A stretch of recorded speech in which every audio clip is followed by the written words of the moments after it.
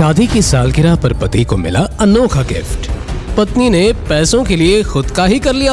अगर मेरे साथ वक्त बिताती पति के सामने ही गैर मर्द की बाहों में थी वो। पैसों के लिए रिश्तों को कर दिया टार टार। लेकिन फिर हुआ ऐसा खेल जिसने मचा दिया हर तरफ हंगामा। सुनिए पति पत्नी और पैसे की यह हैरान कर देने वाली कहानी बिल्कुल मुफ्त। और अगर मेरे साथ तुम बैठती हो तो 2 करोड़, 10 करोड़ तब दूंगा अगर तुम मेरे साथ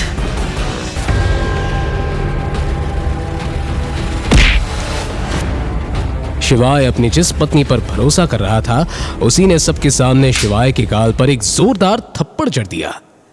अभी की अभी माफी मांगो, सॉरी बोलो उसे। मेरी चप्पल भी उससे माफी नहीं मांगेगी। शिवाय, भूल गई तुम? आज हमारी 3री सालगिरह है। मैं तुम्हारे लिए फूल लेकर आया हूं। नंदिनी ने शिवाय के हाथ से फूल छीनकर उसे जमीन पर फेंका और अपनी सैंडल से फूलों को कुचल दिया। सालगिरह माय फुट। मत भूलो तुम्हारी औकात क्या है। तुम्हारी औकात बस एक 2 कौड़ी की घर जमाई की है। सिर्फ एक घर जमाई, समझे तुम? और कैसी एनिवर्सरी? हाँ, इन फूलों के अलावा तुमने आज तक कुछ मुझे दिया है? अगर तुम कुछ देना ही चाहते हो ना तो तुम मुझे तलाक दे दो, वही सबसे बड़ा गिफ्ट होगा मेरे लिए। तुम्हें समझ में कैसे नहीं आता? दम घुटता है मेरा तुम्हारे साथ। मैं बस अपनी जिंदगी जीना चाहती हूँ, एक ऐसी जिंदगी जिसमें सब कुछ हो। और वो जिंदगी मुझे देव दे सकता है, तुम नहीं। चले जाओ यहाँ से। तभी वहां पुलिस की एंट्री हुई। दरअसल देव ने शिवाय के आते ही पुलिस को कॉल कर दिया था। बताइए, किसने परेशान किया आपको? शिवाय। क्या विशाणे, ज्यादा पार्टी करने का शौक चढ़ रहा है तुझे? अपने औकात से बड़े लोग के पार्टी में आके हंगामा कर रहा है। थाने चल, तेरी सारी पार्टी है ना मैं ही निकालूंगा। इंस्पेक्टर साहब, एक बात ध्यान रखना, इसकी खातिरदारी इतने अच्छे से करना कि कल ये मेरे जूतों में नाक रगड़ते हुए अपनी जान की भीख मांगे। अरे देव सर, ये मैटर मैं संभाल लूंगा। आप उन मैडम के साथ पार्टी एंजॉय कीजिए, बस हमारा थोड़ा सा ख्याल रख लेना। बेफिक्र हो इंस्पेक्टर, तुम्हारे थाने पहुंचने से पहले तुम्हारा तोहफा मिल जाएगा। इंस्पेक्टर शिवाय के हाथ में हथकड़ी पहनाकर उसे उस पार्टी से घसीटते हुए ले गया। शिवाय ने पुलिस को एक शब्द भी नहीं कहा। उस रात जेल में शिवाय बिल्कुल भी सो नहीं सका। उसे वो रात एक जन्म जैसी लग रही थी। तुम्हारा पति नाकारा है, मैं नहीं। कितने पैसे चाहिए तुम्हें? 1 करोड़, 2 करोड़, 10 करोड़ मैं दूंगा, लेकिन मेरी एक शर्त है। अगर तुम्हें 2 करोड़ चाहिए तो तुम्हें मेरे साथ, और अगर 10 करोड़ चाहिए तो खुद को मेरे हवाले करना होगा। लेकिन देव अपनी बात पूरी कर पाता उससे पहले ही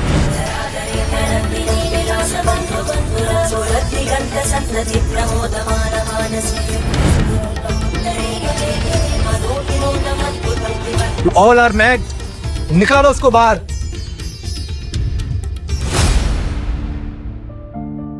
शिवाय नंदिनी से बेइंतहा मोहब्बत करता था। वह उसका बचपन का प्यार थी। आज उनकी शादी को 3 साल हो चुके थे, लेकिन उसकी साधारण जिंदगी के कारण नंदिनी उससे बेहिसाब नफरत करती थी। ये शादी उसकी मर्जी के खिलाफ जाकर उसके दादाजी ने करवाई थी। नंदिनी को हमेशा एक अमीर पति चाहिए था। शिवाय ने कभी उसे ऐशो आराम नहीं दिया और नंदिनी ने उसे कभी अपनाया ही नहीं। पर शिवाय ने कभी हार नहीं मानी। हर हफ्ते वो एक गुलाब देता रहा, एक उम्मीद के साथ कि कभी ना कभी उसका प्यार स्वीकार होगा।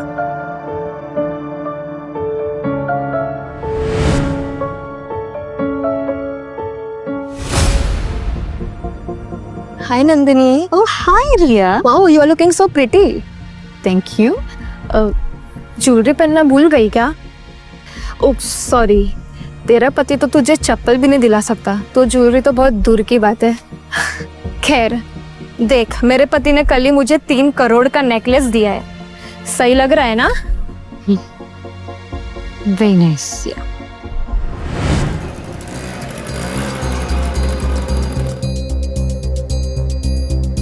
मेजर शिवाय, फाइनली आप हमें मिल गए। हम आपको 3 साल से पागलों की तरह ढूंढ रहे थे। हमें आपकी जरूरत है, आप लौट आइए।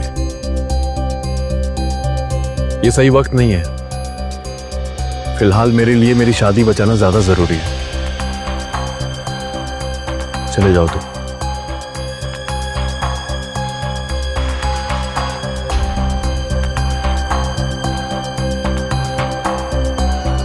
ये देखो तो कौन आया, नंदनी का पति।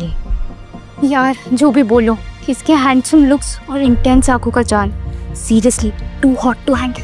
हॉटनेस का अचार डालेगी क्या? शक्ल देख के वर्ल्ड टूर नहीं होता है, उसके लिए जेब भी गर्म होनी चाहिए, जो इसकी है नहीं।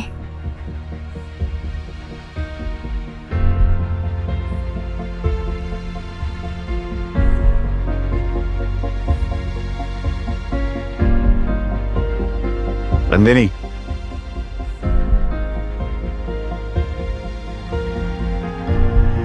नंदिनी, मुझे तुमसे जरूरी बात करनी है, प्लीज। यार छोड़ो मेरा। तुम यहाँ क्या कर रहे हो? हाँ?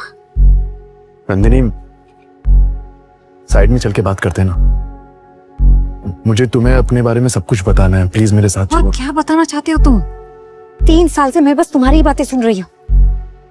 और अब अच्छा होगा कि तुम यहाँ से निकल जाओ, दफा हो जाओ यहाँ से। मैं कहती हूँ जाओ।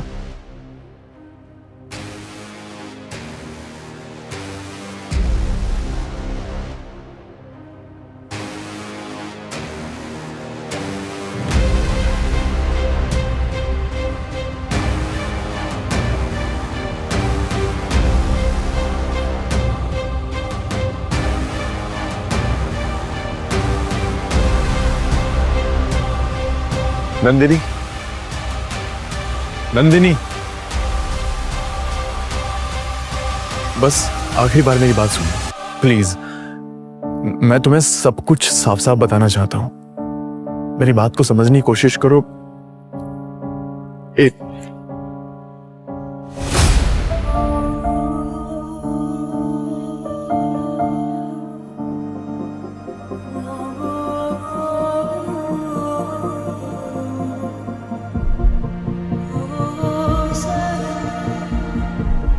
ये देख रहे हो तुम? ठीक से देखो, अपनी आंखें खोल के देखो। तुम्हारी औकात यहीं तक की है। अब अपना ये मुंह उठाओ और निकलो यहाँ से। किस बात का इतना बवाल मचा रहा है तू? नन्ही में भी रिलैक्स। तुम्हारा पति नाकारा है, मैं नहीं। कितने पैसे चाहिए तुम्हें? 1 करोड़, 2 करोड़, 10 करोड़ मैं दूंगा। क्या तुम मेरी मदद करोगे? ऑब्वियसली, मैं तुम्हारा दोस्त हूं, लेकिन मेरी एक शर्त है। अगर तुम्हें 2 करोड़ चाहिए तो तुम्हें मेरे साथ, और अगर 10 करोड़ चाहिए तो खुद को मेरे हवाले करना होगा। लेकिन देव अपनी बात पूरी कर पाता उससे पहले ही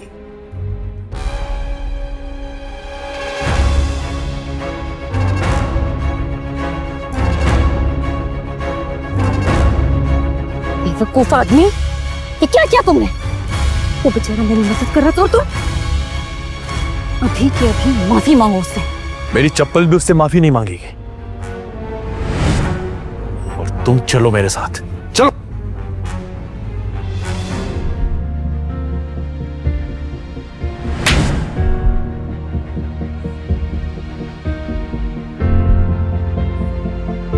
शिवाय सिर्फ नंदिनी को देख रहा था।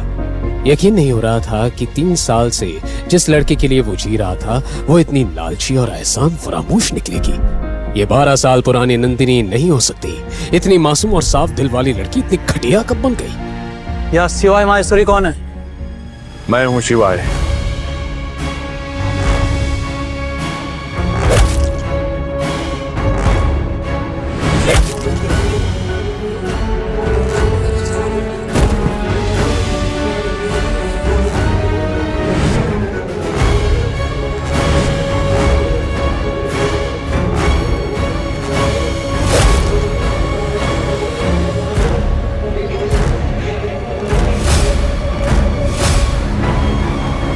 महादेव की सौगंध, तुम में से आज कोई भी अपने पैरों पे नहीं लौटेगा।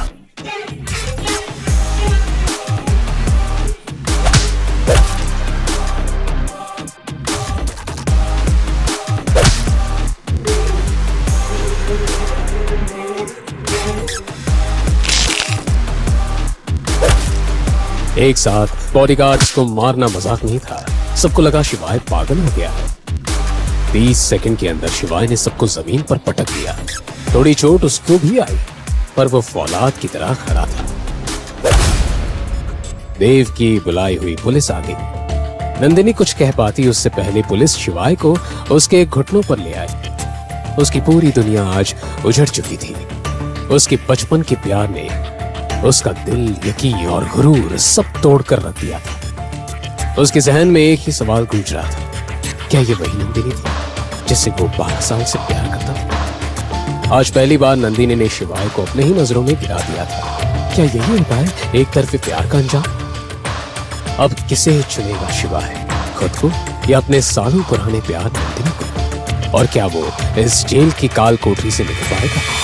जानने के लिए सुनिए अगला एपिसोड सिर्फ पॉकेट एफएम पर।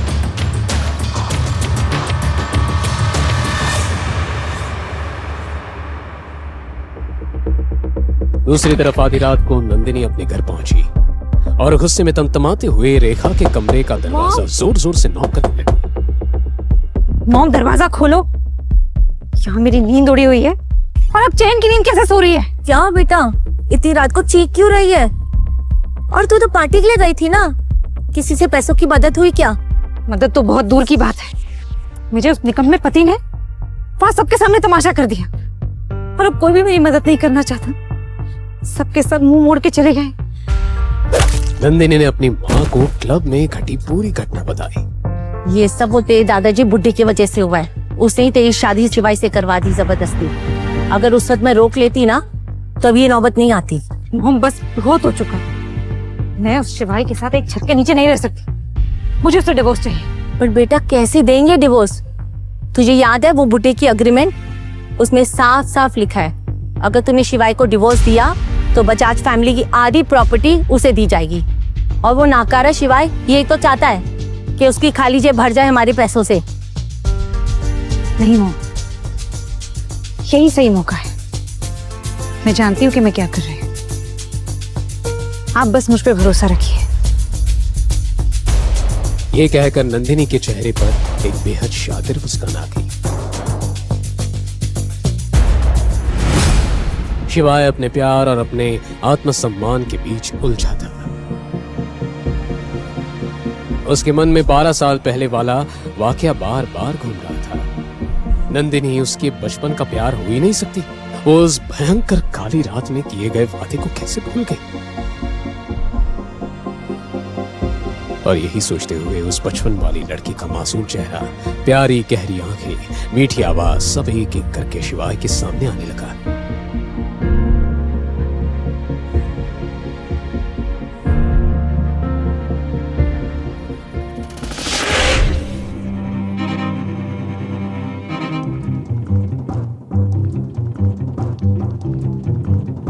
अगर नंदिनी मेरे बचपन का प्यार थी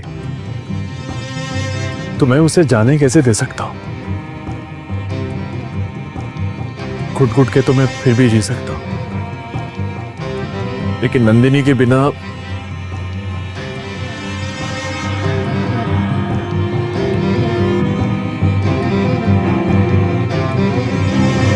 अगले दिन सुबह होते ही नंदिनी जल्दी से उठकर तैयार हो गई। आज वो खुश थी क्योंकि फाइनली उसे इस बेकार शादी से छुटकारा पाने का मौका जो मिल गया था। वो सोच रहा होगा उससे आज जमानत मिलेगी, लेकिन मैं आज उसे तलाक दूंगी। मैं वकील से उसके जमानत के लिए नहीं, उसके तलाक के लिए मिलूंगी। I am so happy. Nandini नीचे आ गई जहां उसका दोस्त यश पहले से ही बैठकर चाय पी रहा था। यश नंदिनी का स्कूल फ्रेंड था और स्कूल से ही नंदिनी पर लट्टू था। रेखा से तलाक की भनक लगते ही वो नंदिनी से मिलने आ गया।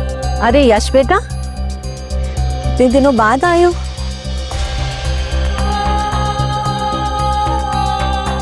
तो नंदिनी आई।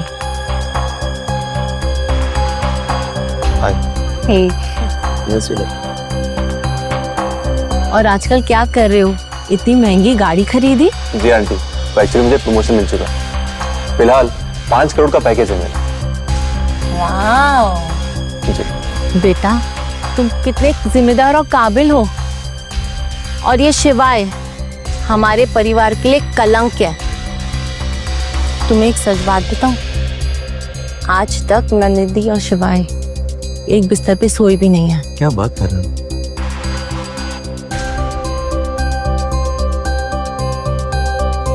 तू चले? हाँ श्योर। लेट हो रहा है ना?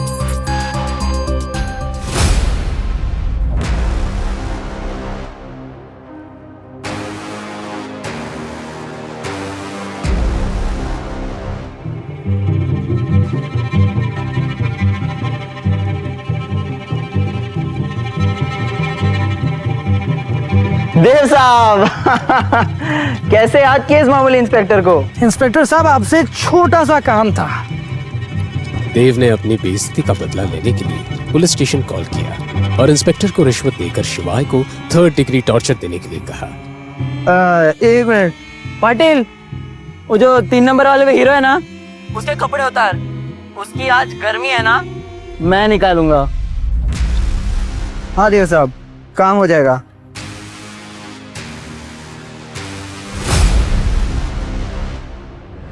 शिवाय एक शिव भक्त था।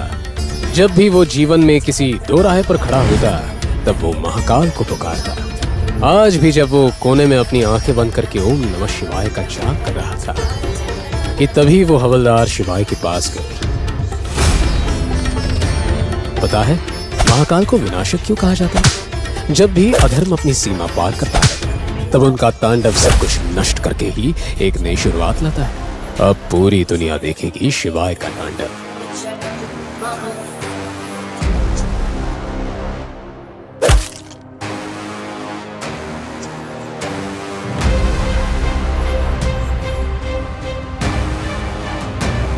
तभी इंस्पेक्टर के साथ 2 और हवलदार वहां आए और शिवाय को लाठियों से मारने लगे।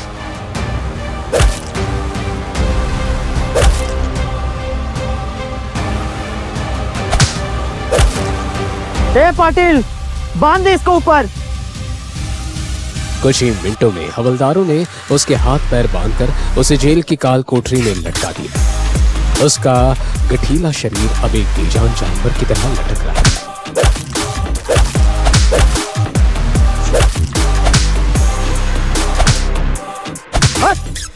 मार पाटिल।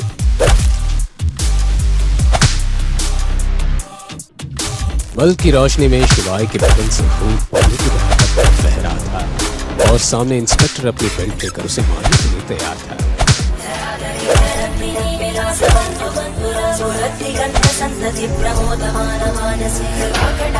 हवलदारों की इस हरकत को देखकर शिवाय एकदम शांत हो गया, पर यह एक बड़े तूफान के पहले वाली शांति थी। अचानक आजाद नगर पुलिस स्टेशन का माहौल बदल गया। तभी एक एसयूवी कार पुलिस स्टेशन के सामने आकर खड़ी हो गई।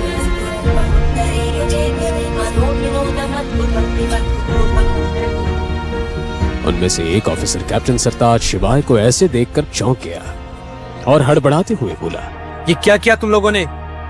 You all are mad. निकालो उसको बाहर। ये सब क्या तमाशा लगा रखा है? पहले मुझे ये बताओ कि हम एक तरह के क्या अपने रौब दिखाना चाहते हो? तुम्हें पता भी है शिवम महेश्वरी है कौन?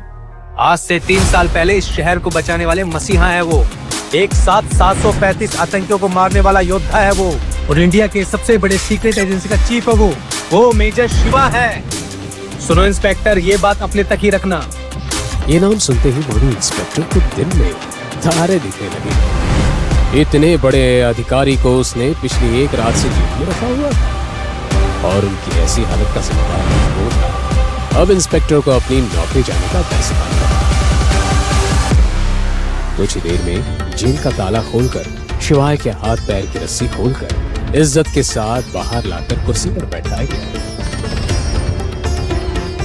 शिवाय के कपड़े फटे हुए थे, सर से लेकर पांव तक वो खून से लथपथ था। वो दोनों हवलदार शिवाय के खून को उसके शरीर से साफ करने लगे। 3 साल बाद सभी कमांडोज आज पहली बार शिवाय को देख रहे थे। सर, हमने आपको कहाँ नहीं ढूंढा और आप यहाँ थे। हमें कल पता चला आप इस हालत में हैं, इसलिए मैं पूरी बटालियन को लेकर यहाँ आया हूँ आपको लेने। आई एम सॉरी सर, हम लेट। नहीं कैप्टन, तुम एकदम वक्त पे आए हो। अभी हमें यहाँ से निकलना चाहिए। मुझे बजाज मेंशन ड्रॉप कर दो। इतना सब होने के बाद भी शिवाय नंदिनी के बारे में ही सोच रहा था। उसकी आंखों में कल रात की लगाई नंदिनी की आग दहक रही थी। शिवाय को वो आग बुझानी थी जो नंदिनी से मिलने के बाद भी बुझ सकती थी। शिवाय ने सबको वहां से वापस जाने का ऑर्डर दिया। Platoon fall back.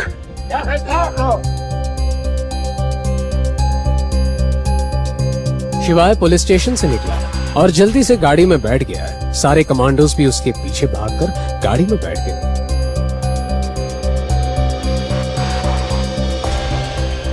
शिवाय के बगल में बैठे कैप्टन सरताज ने पूछा, मेजर, आप पूरी रात जेल में क्यों रहे? आपने हमें फोन क्यों नहीं किया? अपनी कद्र करना कैसे सीखता सरताज? अगर एक रात वहां नहीं बिताता तो। लेकिन अब सब कुछ ठीक हो जाएगा। और ये रात मेरे लिए हमेशा यादगार रहेगी।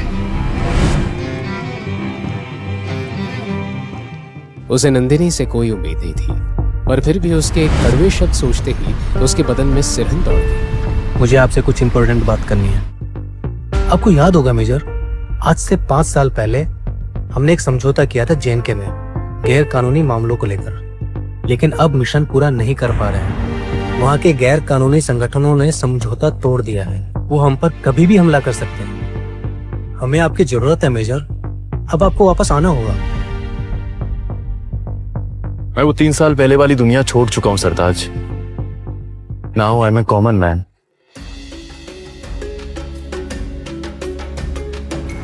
उधर नंदिनी घर से निकलकर पुलिस स्टेशन के लिए यश के साथ निकली गई कि उसके घर के सामने एसयूवी कार आ गई। आगे खड़ी कार का दरवाजा खुला और गाड़ी से शिवाय को उतरते देख नंदिनी और यश हैरान रह गए। इस वक्त शिवाय की आंखों में अंगारे जल रहे थे। नंदिनी, 12 साल पहले सेंट्रल स्ट्रीट पे जो हादसा हुआ था, क्या वो तुम्हें याद नहीं है? वो किडनैपिंग, वो बर्थडे, कुछ भी याद नहीं है तुम्हें? तुम पागल हो गए हो कि उस दिन मार खा के तुम्हारे दिमाग पे भी चोट लगी है? और तुम बाहर कैसे? किसने करवाई तुम्हारी बेल? हाँ, क्यों, क्या, कैसे? इस बारे में मुझे तुमसे कोई बात नहीं करनी है। जिंदगी ने मुझे बहुत बड़ा सबक सिखाया नंदिनी, और अगर कल तुम मेरी इंसल्ट नहीं करती ना, उस तरह से मिसबिहेव नहीं करती ना, तो शायद मैं अपनी कद्र करना भी नहीं सीख पाता।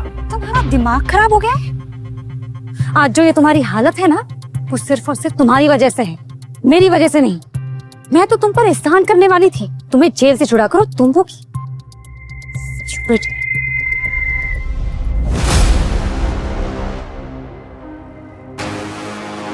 मुझे तुमसे तलाक चाहिए नंदिनी, क्योंकि तुम वो लड़की नहीं हो जिससे मैंने प्यार किया था। डिवोर्स की बात सुनते ही सब शॉक रह गए। शिवाय नंदिनी से तलाक चाहता था। नंदिनी की ईगो बुरी तरह हट गई। उसने गुस्से से कहा, क्या कहा तुमने? तुम मुझे तलाक दोगे? मैं तुम्हारी औकात से कई गुना ज्यादा ऊपर हूँ, समझे तुम? और तुम बाहर कैसे आए? तुम्हारी बेल किसने करवाई? बड़े लोग थे वो जो इसे यहाँ तक लेकर आए और इसे घर छोड़ा। ये जरूर उनके पांव पड़ा होगा, वरना ये जेल से बाहर नहीं आ पाता। तुम लोगों को ये आइडिया नहीं है कि अब मैंने अपनी इज्जत करना सीख ली है। मैं रोशनी का वो जर्रा हूं जिसमें महादेव बसते हैं। और ये बात भी सही है, अगर मैं खुद अपनी इज्जत नहीं करूंगा तो ये जमाना मेरी इज्जत क्या करेगा? मेरी हर एक सांस मेरी एक पूजा है और हर एक कदम एक मिसाल। और अब तुम देखते रहना, बहुत मजा आने वाला है। तुम होते कौन हो मुझे ये सब कहने वाले? पूरा इंदौर जानता है कि तुम्हारी क्या औकात है। आए बड़े मुझे सच्चाई पे लेक्चर देने वाले। हाँ, मैंने अपनी इज्जत खोई है, तुम्हारे सामने, तुम्हारे परिवार के सामने और यहां तक कि पूरे शहर के सामने। ये मेरी गलती थी, लेकिन तुम्हें मेरा प्यार दिखाई नहीं दिया नंदिनी। मैं तुम्हारे लिए छोटे छोटे एफर्ट्स करता था, तुम्हें कुछ भी दिखाई नहीं दिया। तुम्हें क्या लगता है नंदिनी, मुझे मजा आता है लोगों की गालियां सुनने में। मैंने तुमसे सच्चा प्यार किया था, लेकिन तुम्हें वो नहीं दिखा।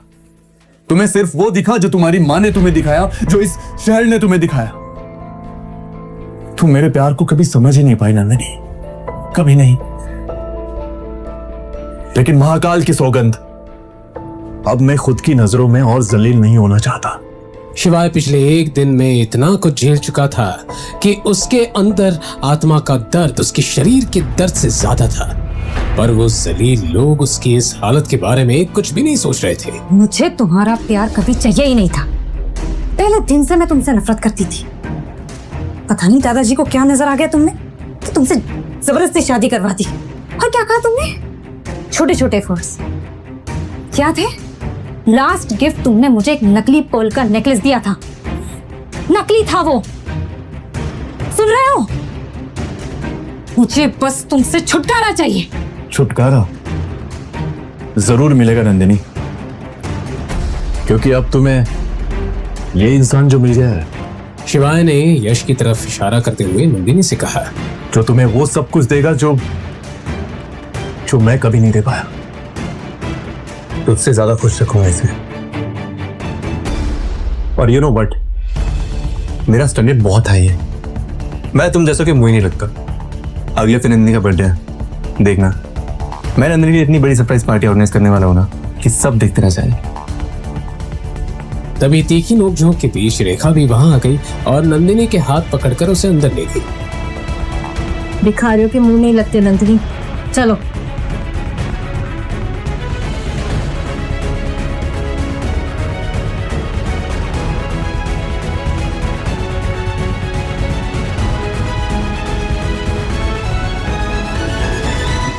और शिवाय और यश आमने सामने खड़े थे। यश खुद को अकेला पाकर हड़बड़ा गया और कुछ सोचते हुए उसने चिल्लाकर नंदिनी से कहा, ओके नंदिनी, मैं कल आता हूं।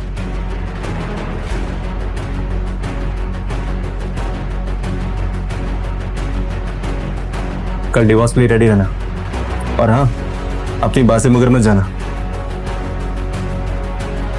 वहीं खड़ा सोचता रहा कि क्या सच में पैसों में इतनी ताकत होती है कि वो किसी भी इंसान को बदल सके?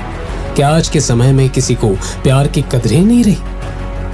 लेकिन शिवाय हार मानने वालों में से नहीं था। वो इन सवालों का जवाब ढूंढ कर ही रहेगा। आखिर शिवाय था तो खिलाड़ी ही, ना हारने वाला जाबाज खिलाड़ी।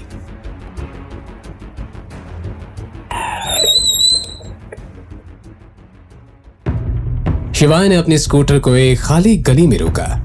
उसने अपनी स्कूटी की डिक्की से रूबिक्स क्यूब निकाली और ठंडी हवा लेते लेते सॉल्व करने लगा।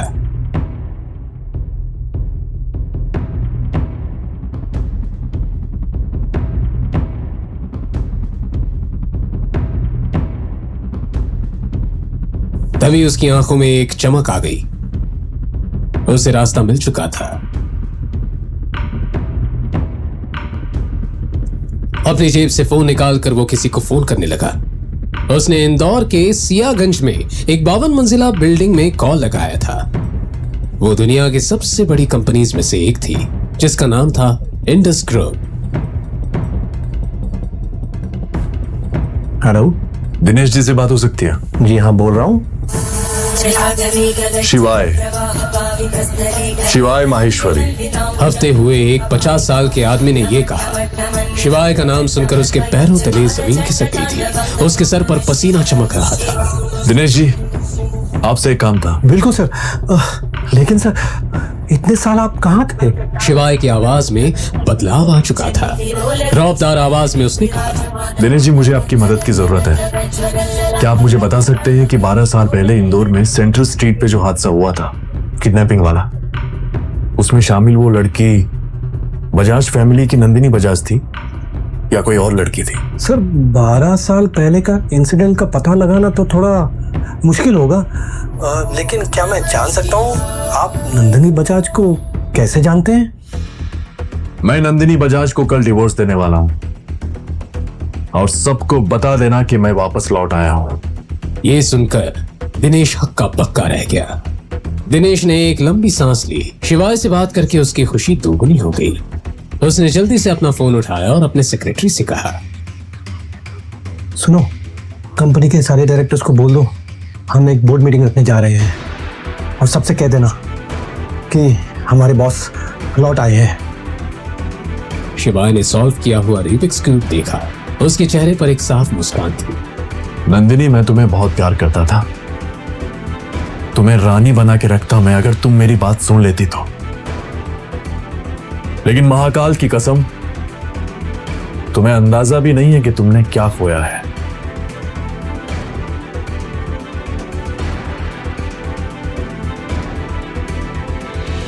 आगे आगे देखो होता है क्या।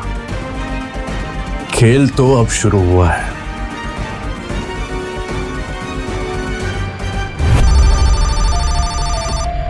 इस समय दुनिया के हर कोने में मौजूद इंडस ग्रुप के लोगों को मैसेजेस आने लगे थे। चाहे वो कहीं भी हो या उनकी पहचान कुछ भी हो, सभी को अपने फोन पर एक मैसेज मिला। मैसेज फ्रॉम इंडस ग्रुप, शिवाय माहेश्वरी इज बैक। इस हड़बड़ी में देव अंदर आया। क्या बात है, इतना हंगामा क्यों हो रहा ऑफिस में? देव वही लड़का था जिसने नंदिनी को साथ सोने का ऑफर उस पार्टी में दिया था और दिनेश देव का चाचा था, जिस बात से शिवाय अनजान था। ये तेरे सर पे चोट कैसी? देव ये जानता था कि उसके चाचा उससे ये सवाल जरूर पूछेंगे। अब कुछ नहीं, वो एक पार्टी में गया था, थोड़ा सा झगड़ा हो गया था। ये सुनकर दिनेश की भाव तुरंत बदल गई। नाम बोल उसका। इंदौर शहर में किस माइकलाल में हिम्मत है कि तुझ पे हाथ उठा सके? देव बताना तो चाहता था, लेकिन बताता भी तो क्या कि एक निकम्मे पति से मार खाई थी उसने। ये उसकी शान के खिलाफ था। वो एक लड़का था और उसके कुछ दोस्त थे, अकेला होता तो बताता। देव हिचकिचा रहा था। दिनेश को इस बात की भनक लग चुकी थी। क्या चाहिए बोल। देव हिचकिचाते हुए बोला, चाचा, आपके फोन में उन लोगों के नंबर है ना जो मेरे लिए उस लड़के के हाथ पैर तोड़वा सकते हैं? आप मुझे वो नंबर दे सकते हैं? मेरा एक काम करवाना था मुझे। देव की बात सुनते ही दिनेश ने धीमी आवाज में उसे समझाया। तू मेरे बेटे जैसा है, इसलिए बता रहा हूँ। अभी हालात ठीक नहीं है, कुछ उलट पुलट हो गया तो लेने के देने पड़ जाएंगे। ये सुन के देव ने अपनी बात पर थोड़ा और जोर दिया। चाचा प्लीज, मुझे सिर्फ उसके हाथ पैर तोड़वाने और कुछ भी नहीं। दिनेश अब भी मना नहीं कर पाया और अपनी जेब से फोन निकालकर उसे देने लगा, पर तभी हाथ वापस खींच लिया। नाम क्या है उसका? नाम नहीं पता मुझे, मेरी क्लासमेट का पति है, बस मामूली आदमी, कुछ ज्यादा नहीं।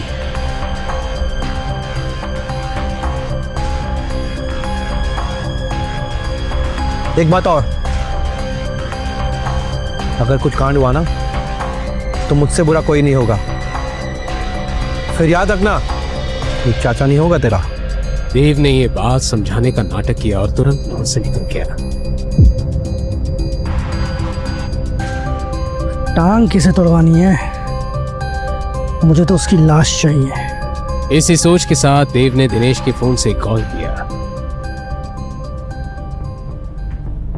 हेलो,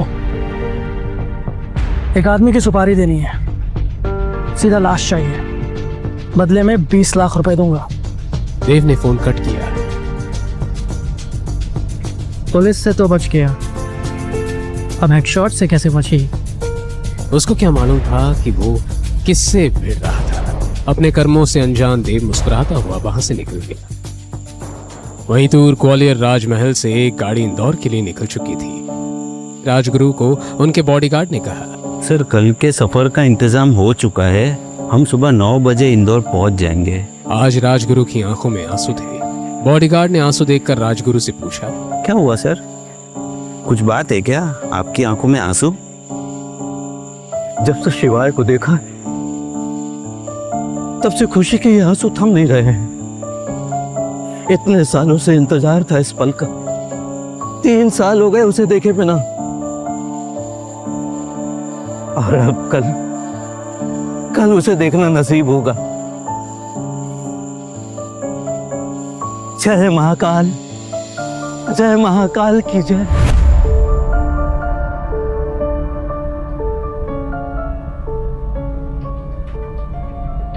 इंदौर के विजयनगर में एक होटल में शिवाय ने चेक इन किया। रूम में जाते ही वो बेड पे बैठ गया।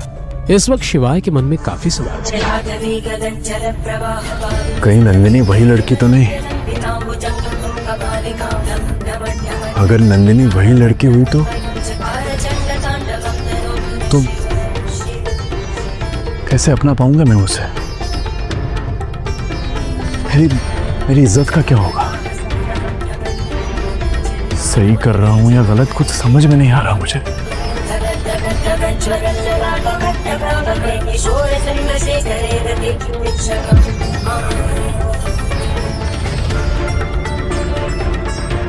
इन्हीं सवालों से परेशान होकर शिवाय ने अपनी आंखें बंद करके हाथ जोड़े।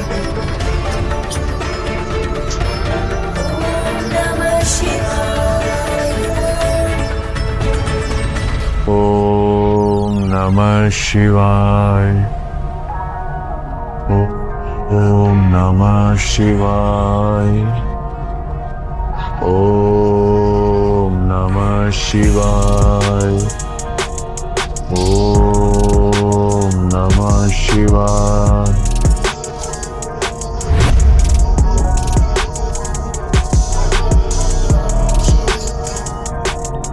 हे महाकाल, मैं सब आप पर छोड़ रहा हूं। फिर आंखें खोल के उसने कहा,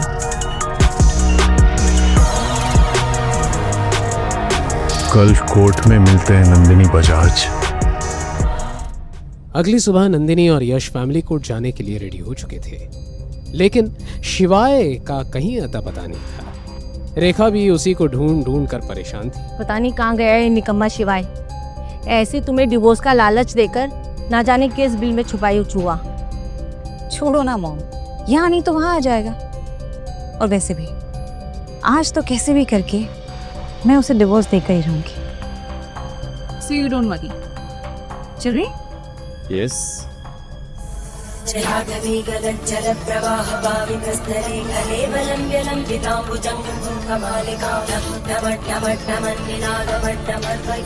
उधर शिवाय महाकाल की पूजा अभिषेक कर रहा था।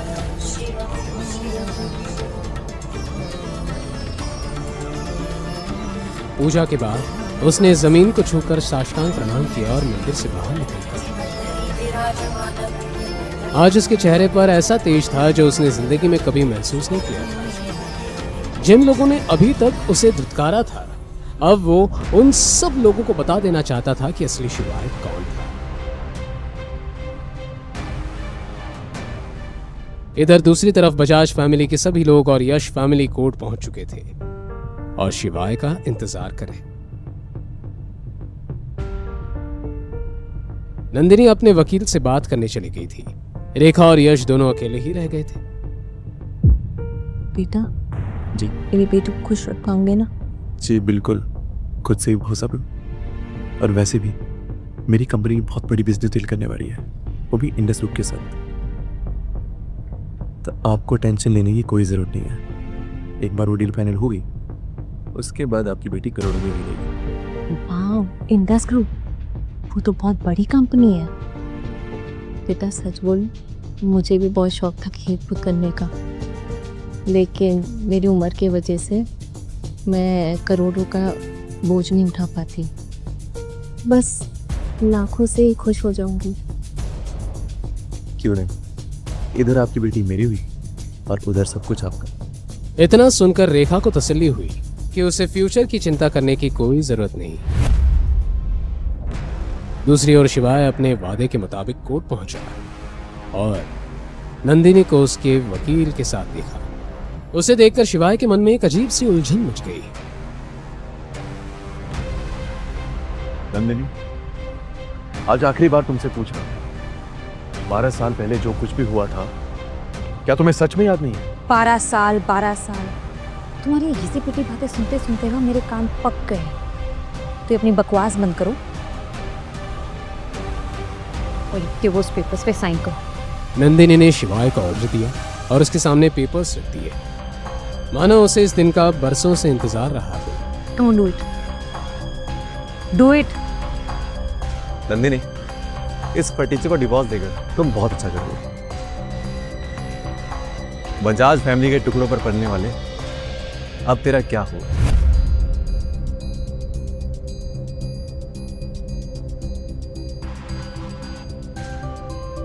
शिवाय ने पेपर्स पे जैसे ही साइन किया, वैसे ही बजाज फैमिली और यश वहां से चले गए। वो अब शिवाय को एक पल भी नहीं देखना चाहते थे।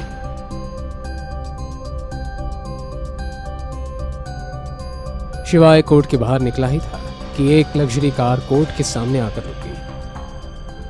कार का दरवाजा खुला।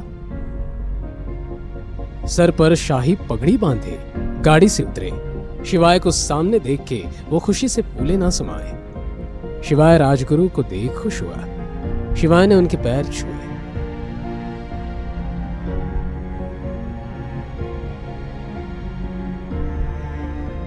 राजमहल तुम्हारा इंतजार कर रहा है बेटा।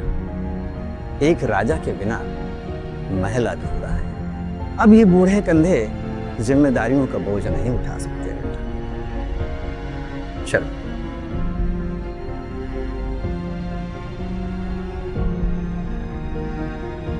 शिवाय मन में एक पहेली लिए अपने पुरानी दुनिया में वापस लौट रहा था। तभी फोन बजा। कॉल इंडस ग्रुप के दिनेश सिंह का था। जैसे जैसे फोन पर बात आगे बढ़ती गई वैसे वैसे शिवाय के चेहरे पर भाव भी बदलने लगे। फोन काट के शिवाय ने ड्राइवर से कहा, गाड़ी इंडस टावर ले दो जल्दी। राजगुरु ये सुन के खुश नहीं थे, लेकिन अब शिवाय ने बोल दिया तो बोल दिया। वो शिवाय की बात नहीं काट सकते थे।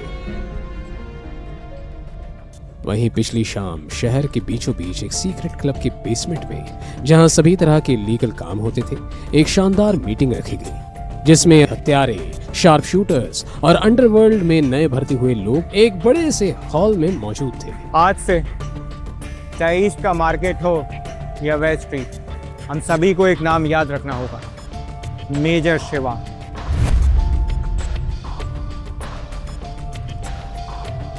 अब क्योंकि मेजर ने फिर से आने का फैसला किया है तो हमें अपने मतभेद त्याग कर उनका स्वागत करना चाहिए। भूलिएगा मत, मेजर ने जो हम सब लोगों के लिए किया। मीटिंग जोरों शोरों पर थी। टेबल बजाकर सभी ने इस बात का समर्थन भी किया। पीछे खड़े दो नए किलर्स तागा और तेजा थोड़े कंफ्यूज थे। ये कौन है? इसकी बातें हो रही है, तू जानता है क्या? ना, बिल्कुल नहीं। वो देख HR बैठा है, चल उससे पूछते। क्योंकि हेडशॉट इस बिजनेस का पुराना सूरमा था तो उन्होंने हेडशॉट से पूछना सही समझा। हेडशॉट भाई, आप हमसे काफ़ी समय से यहाँ हो, काफ़ी एक्सपीरियंस भी हो। क्या आप जानते हैं ये मेजर शिवा कौन है? माँ कसम, अगर ये पार्टी नहीं चल रही थी ना तो तुम दोनों को जिंदा गाड़ देता और हमारे सामने खड़े होने की हिम्मत की। क्या तुम लोग जानते हो 5 साल पहले क्या हुआ था? यही तो हम जानना चाहते हैं। 5 साल पहले अंडरवर्ल्ड पे एक सनकी आदमी आया था। वो भी किसी को मार देता था, काट देता था, यहाँ तक के जला भी देता था। पर उसका एक सपना था, पूरे इंडिया के अंडरवर्ल्ड पे राज करने का। तो कहते हैं ना, हर कहानी में विलन को मारने के लिए हीरो को आना पड़ता है, और अपनी कहानी का एक ही हीरो है, मेजर शिवा। जब मेजर आए ना, उस बंदे की हालत पतली कर दी, यहाँ तक के रातों रात उसकी बनाई हुई अंडरवर्ल्ड तबाह कर दिया। मुझे आज भी याद है उनके गले का रुद्राक्ष माला। फिर क्या हुआ? उन्होंने सभी को चिता भीतर कर दिया। अपनी नाकों से देखा था 735 प्रोफेशनल किलर को मारते हुए, और वो भी बिना किसी हथियार के। उस बंदी की संगत में मैं भी न जाने कितने मासूमियों की हत्या की। फिर क्या था, मेजर ने मुझे इतना मारा, चेहरे पर दाग दिख गया। इस दाग के ताव पे मैं उनका भक्त हो गया। महादेव का रूप है वो। हम जैसे बुरे लोगों के साथ भी इतना अच्छा किया। ये निशान आज भी मुझे उनकी याद दिलाता है। ये सुनकर तागा और तेजा की आंखें फटी की फटी रह गई। उन्हें बिल्कुल यकीन नहीं हुआ कि धरती पर कोई इस तरह का आदमी भी हो सकता है। अच्छा, तुम्हें क्या लगता है तुम कुछ भी कहोगे हम और उस पर यकीन करेंगे? क्या तुमने देखा है उन्हें कभी? मिले हो कभी उनसे? उस अंधेरी काली रात में एक अकेला शेर सभी गिदड़ों पे भारी पड़ा, समझे? निकले यहां से।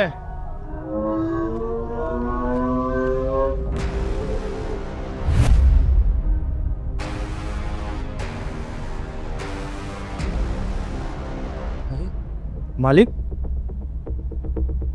देव बोल रहा हूँ, दिनेश का भतीजा। माँ कसम छोटे मालिक, आपकी आवाज़ डिट्टो मालिक जैसी है। बताओ क्या काम है? एक आदमी का एनकाउंटर करवाना था। माफ़ कीजिएगा, अभी मैं कोई काम नहीं ले सकता। 5 लाख दूं तो भी नहीं? माँ कसम, बात पैसों की नहीं है। अभी समय ठीक नहीं चल रहा है, कुछ रूल्स है जो मुझे फॉलो करना पड़ता है। और अगर 10 लाख दूं तो? आप समझ रहे हैं मालिक, मैं मजबूर हूँ, मैं नहीं कर सकता। और अगर मैं 20 लाख दूं तो?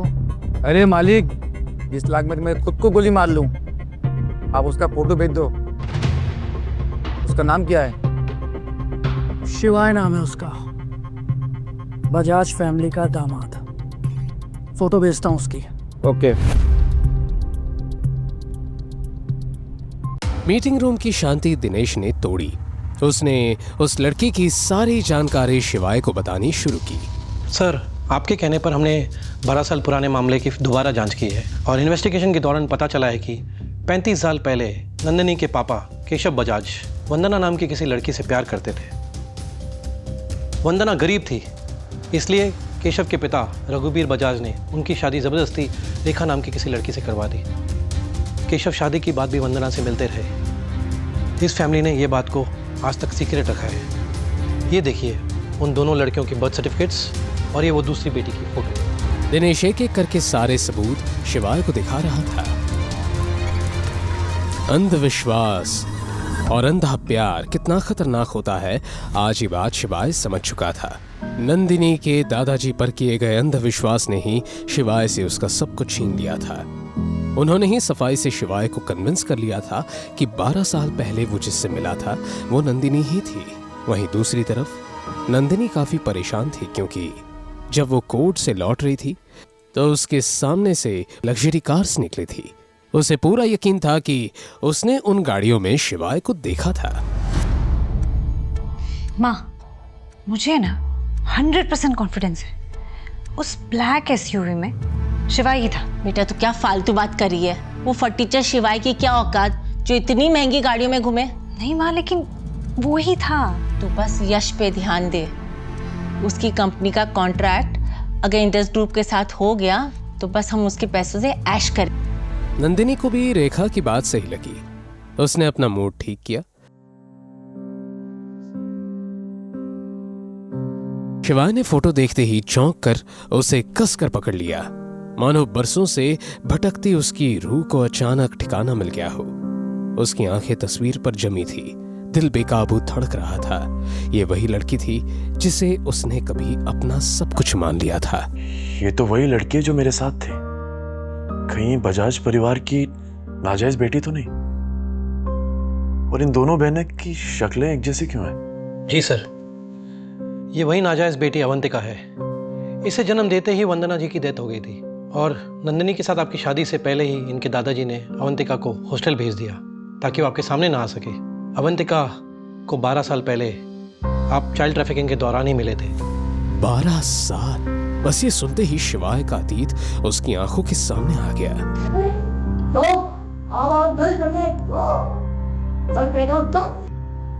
वो रात जब उसने अवंतिका को गुंडों से बचाया था, वो पल जब उसने उसकी मासूम आंखों में अपना पूरा भविष्य देख लिया था, वो पहली नजर का प्यार जो दोनों को हो गया था। ये लड़की तो उस दिन मेरे साथ थी। अगर मुझे पता होता कि ये वही लड़की है जिससे मैंने इतना प्यार किया था और ये मुझसे इतने सालों तक दूर रही, तो महादेव की कसम मैं इसे पाने के लिए सारी हदें पार कर देता।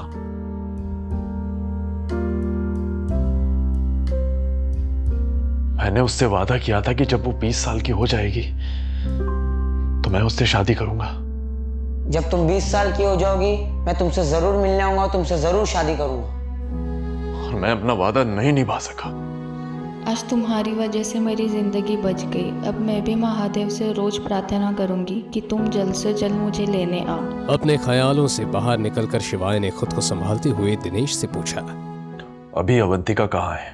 सर, मुझे जितना लास्ट पता है, आज दोपहर से अवंतिका गायब है। उसे कहीं बेचा गया है, जैसे बचपन में हुआ था, लेकिन उसकी एग्जैक्ट लोकेशन कुछ ही देर में हमें पता चल जानी चाहिए।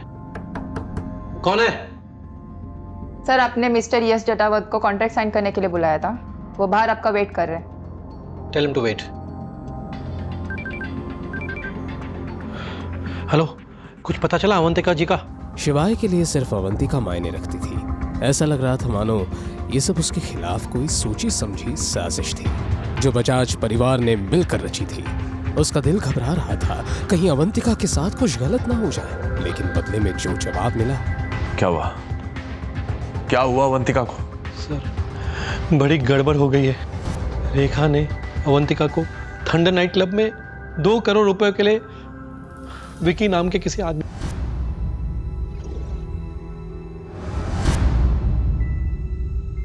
भेज दिया। शिवाय ने विकी का नाम सुना था। वो बेहद घटिया इंसान था। उसकी फितरत ही गंदी थी। लड़कियों को अपने पैसों और ताकत से खरीदना उसका शौक था। वो लड़कियों को सिर्फ एक सामान समझता था, उनकी बेबसी का फायदा उठाता था और उन्हें अपनी हवस का शिकार बनाता था। आज विकी की नजर एक नए शिकार पर थी और वो थी अवंतिका। विकी उसे भूखे कुत्ते की तरह देख रहा था। अवंतिका वहां का माहौल समझ चुकी थी, इसलिए जल्दी वहां से निकलना चाहती थी, लेकिन विकी के इरादे कुछ और ही थे। अवंतिका विकी से कुछ कह पाती इससे पहले ही देखे, मुझे पुलिस का कोई चक्कर नहीं चाहिए। तेरा सौदा है वो तेरा ही जिम्मा है। दूसरी तरफ ये सुनकर रेखा मुस्कुराई। अब ना ही इस लड़की का कोई नाम रहेगा और ना ही कोई पहचान। अवंतिका विकी की बात सुनकर डर गई। वो नजरें चुराकर अपने कपड़े एडजस्ट करने लगी।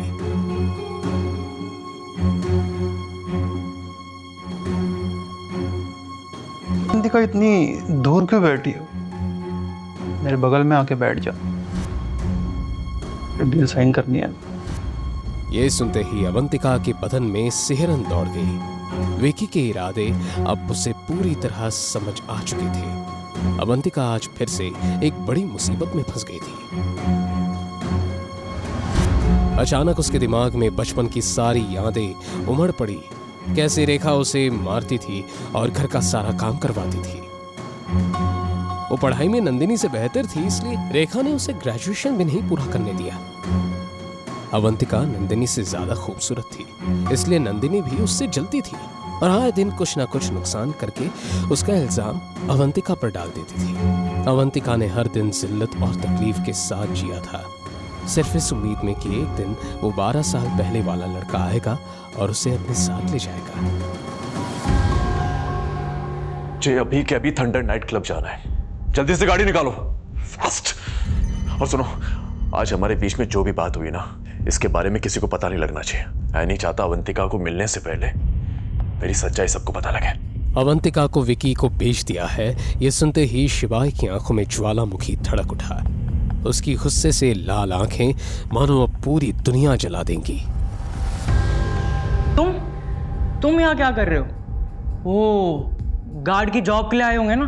और तुम्हें पता है यहाँ के गार्ड्स भी वेल क्वालिफाइड है। पर तुम टेंशन ना लो, तुम कल मेरे ऑफिस में आना, मैं तुम्हें अपना चपड़ासी रख लूँगा विथ 5000 सैलरी। डील? अबे ओए, तू मुझे कर दिखाएगा? हाँ, तू जानता भी है मैं इंडस कंपनी के साथ कॉन्ट्रैक्ट साइन करने वाला हूँ। जैसे इंडस कंपनी और मेरी कंपनी कोलैबोरेट कर लेगी ना, वैसे ही मैं यूँ चुटकियों में करोड़पति बन जाऊंगा, चुटकियों में। और तू गरीब का गरीब, समझा? और क्या नाम था उसका? नंदिनी। मैंने सुना है नंदिनी ने भी तुझे छोड़ दिया। मेरे पास तेरी बकवास सुनने के लिए टाइम नहीं है, साइड हट। अबे ओ 2 कौड़ी के आदमी, तू मुझे इग्नोर करके जा रहा है? एक बार ये कॉन्ट्रैक्ट साइन होने दे, फिर तुझे तेरी असलियत बताऊंगा। दिनेश, यश के साथ इंडस ग्रुप की कोई डील नहीं होगी।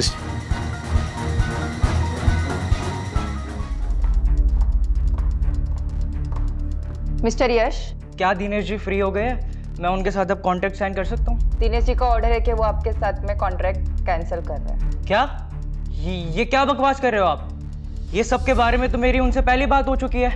अरे मैं सब कुछ इस कॉन्ट्रैक्ट पे लगा चुका हूँ। अगर ये डील नहीं हुई ना तो मैं सड़क पर आ जाऊंगा। आई एम सॉरी, मैं इसमें कुछ नहीं कर सकते। ये मैनेजर का फैसला है। आपने हमारे कंपनी के बहुत बड़े आदमी को ऑफेंड किया है, उन्हीं के कहने पर ये डील कैंसिल की गई है। आप जल्दी यहाँ से निकल जाइए, वरना मुझे जबरदस्ती गार्ड्स को बुलाकर आपको यहाँ से निकलवाना पड़ेगा। Get out.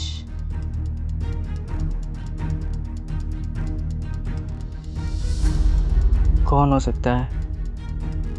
शिवाय? नहीं, वो तो नंदिनी का एक्स हस्बैंड है। नहीं, उसको उससे क्या लेना देना। यश को समझ नहीं आ रहा था कि ये सब क्या हो रहा था।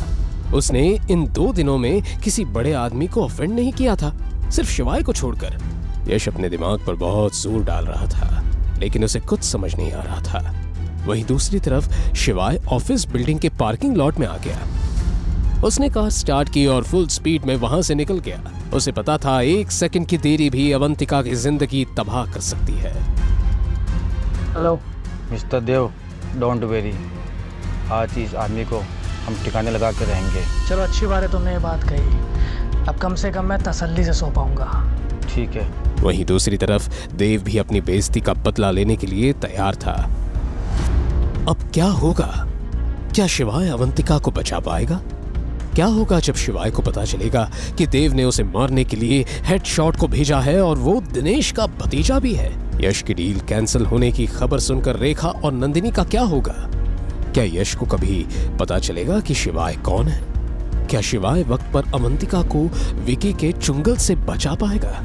हे महाकाल, चाहे कुछ भी हो जाए, लेकिन आप अवंतिका का ख्याल रखें। शिवाय ने जोर से कार का एक्सीलरेटर दबाया और गाड़ी रफ्तार पकड़ते हुए शहर के सारे सिग्नल्स तोड़ती हुई थंडर नाइट क्लब की ओर बढ़ने लगी। वहीं दूसरी तरफ इंडिस ग्रुप से निकलते वक्त यश के दिमाग में एक ही सवाल था कि उसने किसे ओपन कर दिया था। यश की डर के मारे हालत खराब हुई। यश, डील साइन हो गई? भूलना मत, नंदिनी का बर्थडे आने वाला है। सारे कंपनी एम्प्लॉइज को इनवाइट करना, खास करके दिनेश जी को। नंदिनी और दिनेश जी की जान पहचान हो जाएगी ना तो हम सबके लिए अच्छा है। अरे मेरा मतलब है प्रोफेशनली हम सबके लिए अच्छा है। तो मेरी बात को कुछ गलत मत लो। शट अप, पागल हो गया क्या बुढ़िया? मेरी डील कैंसिल हो गई है। यश ने पहली बार इतनी बदतमीजी से रेखा से बात की थी। पर ऐसे कैसे हो सकता है? डील की बात तो पहले हो चुकी है ना। अरे मुझे क्या पता, मैं तो बर्बाद हो चुका हूँ, सड़क पे आ चुका हूँ, और आप कह रहे हो कि मैं आपकी बेटी के लिए बर्थडे पार्टी ऑर्गेनाइज करूं। इतना बोलकर उसने गुस्से में रेखा का फोन काट दिया। ये यश भी यूजलेस निकला, इसकी डील भी कैंसिल हो गई। क्या डील कैंसिल हो गई? इसका मतलब दिनेश जी मेरे बर्थडे पार्टी में नहीं आएंगे। हम हमारे कंपनी को बचाने के लिए 2 करोड़ कहाँ से आएंगे? हम दादाजी का बंगलो बेचते थे, एटलीस्ट उससे 2-3 करोड़ तो आ ही जाएंगे ना। शांत बेटा, घर बेचने की जरूरत नहीं है। अवंतिका रानी कब काम आएगी? विकी माफिया है जो अवंतिका को बहुत पसंद करता है। वो उसके लिए 2 करोड़ देने को तैयार है। 50 लाख तो एडवांस दे ही चुका है, बाकी का कल देगा। और तू यश की फिक्र मत कर, ये नहीं तो कोई और सही। और इस बार मैं तुझे इंदौर का सबसे रईस लड़का ढूंढूंगी जो बहुत बड़ी कंपनीज का मालिक होगा। उसका बिजनेस फॉरेन में भी होगा और सारे लोग उसके सामने सिर झुकाएंगे। नंदिनी ये सुनकर बहुत खुश हुई। रेखा इस सच से बिल्कुल अनजान थी कि जैसा लड़का वो नंदिनी के लिए ढूंढ रही थी, शिवाय बिल्कुल वैसा ही था जिसे उसने बिल्कुल गरीब समझकर धुतकार दिया था। मगर रेखा आज बहुत खुश थी क्योंकि एक तरफ उसे विकी से 50 लाख रुपए मिल गए थे और दूसरा अवंतिका से परमानेंट छुटकारा। दरअसल रेखा अवंतिका से नफरत करती थी और हमेशा उससे पीछा छुड़वाना चाहती थी। रेखा बचपन से ही अवंतिका का काल बनकर उसके पीछे पड़ी रहती थी। वो अपनी सौतन के इस कलंक को जिंदा नहीं देखना चाहती थी और इसीलिए रेखा ने कई बार अवंतिका की जान भी लेनी चाहिए, मगर अपने ससुर और कानून से डरकर अपने इस घटिया इरादे को अंजाम नहीं दे पाए। इसलिए आज कंपनी को बचाने के बहाने से ही सही उसे अवंतिका को अच्छा मौका मिल गया था। हालांकि एक कोशिश उसने 12 साल पहले भी की थी, अवंतिका को माफिया के हाथ बेचकर, लेकिन तब किस्मत से अवंतिका बच गई थी। पर इस बार रेखा को अपना प्लान सक्सेसफुल होता दिख रहा था। कुछ देर के बाद थंडर नाइट क्लब पहुंचकर शिवाय ने कार को पार्क किया और एंट्रेंस की तरफ दौड़ पड़ा। इस 5 मंजिला इमारत में शहर के सारे इल्लीगल काम होते थे। शहर के सारे गुंडे माफिया हर रात यहाँ आते और अपने गलत कामों को अंजाम देते थे। शिवाय थंडर नाइट क्लब के काले कारनामों को जानता था, इसलिए अवंतिका के पास जल्दी से जल्दी पहुंचना चाहता था। हेडशॉट भी सही मौके की तलाश में शिवाय के पीछे पीछे चल दिया। उसने कभी शिवाय और मेजर शिवा को नहीं देखा था, इसलिए उसे ये नहीं पता था कि वो किसे टारगेट कर रहा है। उधर जब शिवाय क्लब में दाखिल हो चुका था तो वही दूसरी तरफ अवंतिका इस वक्त सोफे पर घबराई हुई गई। विकी उसे देखकर पागल हो रहा था। वैसे तो विकी बेहद हवसी था और क्योंकि वो बहुत अमीर था इसलिए लड़कियां उसके पास पैसों के लिए आती थी, लेकिन अवंतिका जैसी लड़की उसे पहली बार मिली थी जिसके लिए 2 करोड़ आराम से दे सकता था। और 2 करोड़ में सिर्फ एक रात की बात नहीं थी। तो विकी, मैं आपसे यहाँ बिजनेस के सिलसिले में मिलने आई हूँ, प्लीज थोड़ा तमीज से पेश आइए। दरअसल रेखा ने अवंतिका को ये कहकर विकी से मिलने के लिए भेजा था कि विकी 2 करोड़ रुपए बजाज इंडस्ट्रीज पर इन्वेस्ट करना चाहता था, जिसके लिए अग्रीमेंट पेपर पर अवंतिका को उसके साइन करवाने थे। अवंतिका, इतनी जल्दी भी क्या है? डिस्कशन में कोऑपरेशन होना बहुत जरूरी है। चलो एक काम करते हैं, पहले साथ में डिनर करते हैं, फिर कोई अच्छी सी मूवी देखते। विक्की नाम का आदमी एक 28 साल की लड़की को लेकर आया था। कहाँ है वो? बता कहाँ है वो? तो पूरी गोलियां तुझमें उतार दी। अबे बोल। मैंने सुना है तुम बजाज फैमिली की नाजायज औलाद हो। तुम्हारे लिए जिंदगी कितनी मुश्किल रही होगी ना। देखो तुम्हारे कपड़े भी कितने सस्ते लग रहे हैं। मैं चाहूँ तो तुम्हें हर ब्रांड के कपड़े दिला सकता हूँ। बहुत पैसा है मेरे पास, बस एक बार मुझे अपनी बाहों में से। ये सुनते ही अवंतिका का खून खौल उठा। उसने विकी की आंखों में देखते हुए सख्त लहजे में कहा, मिस्टर विकी, मैं उन लड़कियों में से नहीं हूँ जो चंद पैसों के लिए अपनी सेल्फ रिस्पेक्ट बेचती। अपनी हद में रहेंगे तो बेहतर है। अवंतिका के ऐसे तेवर देख विकी का खून खौल गया और उसने कहा, तुम मुझे मना कर रही हो, मुझे नीचा दिखा रही हो। कि मैंने ऐसा कुछ नहीं किया। आप मेरी बातों का गलत मतलब मत निकालिए। हम डील की बात करने आए हैं तो प्लीज वो करते हैं ना। आप इन डॉक्यूमेंट्स पे प्लीज साइन कर दीजिए। अब विकी को अवंतिका पर बहुत गुस्सा आ रहा था, लेकिन उसे अवंतिका का ये एटीट्यूड और ज्यादा अट्रैक्ट भी कर रहा था। अवंतिका की वो काली गहरी आंखें, वो मखमली होंठ, वो पतली सी गर्दन और वो मखमली बदन उसको पागल बना रहा था। वो अवंतिका को छूने के लिए पागल हो रहा था। उसने अवंतिका के सामने बोतल रखते हुए कहा, चलो एक काम करते हैं, ये बोतल खत्म करते हैं। तुम जहाँ बोलोगी वहां से कर दूंगा। अब अवंतिका से रहा नहीं गया और वो गुस्से से बोली, मिस्टर विकी, आपको साइन करना है तो कीजिए, वरना मत कीजिए। मैं चलती हूँ, गुड बाय। इतना कहकर अवंतिका ने अपना बैग उठाया और वहां से जाने लगी। तुमने क्या इसे पब्लिक वॉशरूम समझ के रखा है? जब मन आहा चले आए, जब मन चाहा तब चले गए। अवंतिका को विकी की इस करतूत पर घबराहट भी हो रही थी और गुस्सा भी आ रहा था। उधर हेडशॉट ने भी अपना पूरा प्लान तैयार किया। बंदूक उसके हाथ में थी और शिकार उसके सामने। तभी शिवाय को एक गेट पर एक बॉडीगार्ड दिखा। उसने बॉडीगार्ड को चीते की तरह फुर्ती से दबोच लिया। उधर दूसरी तरफ अवंतिका चिल्लाते हुए विकी से बोली, ये आप क्या कर रहे हैं? प्लीज मुझे जाने दीजिए। तुम्हें सच में लगता है कि तुम्हें यहाँ डॉक्यूमेंट पर साइन करने के लिए भेजा है? तो चुपचाप अभी मेरे पास आओ और मेरे कोर्ट में आके बैठ जाओ। अवंतिका को यह सुनकर जोर का झटका लगा। उसे इस घटियापन की बिल्कुल उम्मीद नहीं थी। वो तो दादी के कहने पर यहाँ आई थी। नहीं नहीं, ये सच नहीं हो सकता। अवंतिका ने खुद को संभाला और फौरन दरवाजे की तरफ भागकर दरवाजा खोलने की कोशिश करने लगी। बचाओ! जब दरवाजा नहीं खुला तो अवंतिका रोते हुए चिल्लाने लगी। उसे चिल्लाते देख विकी जोर से हंसा और बोला, चिल्लाओ, जितना चिल्लाना है उतना चिल्लाओ।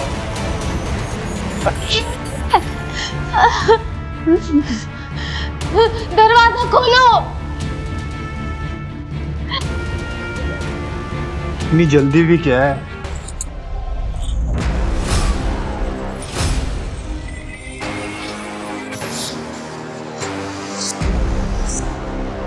जो मैं चाहता हूँ वो होता है। आज की रात तुम सिर्फ मेरी हो।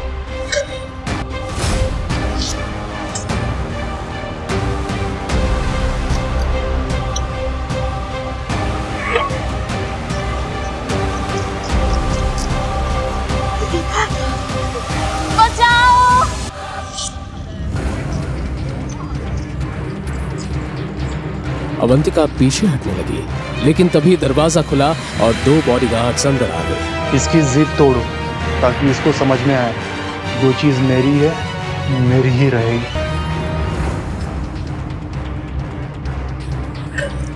अब समझ में आया जिद करने का नतीजा क्या है?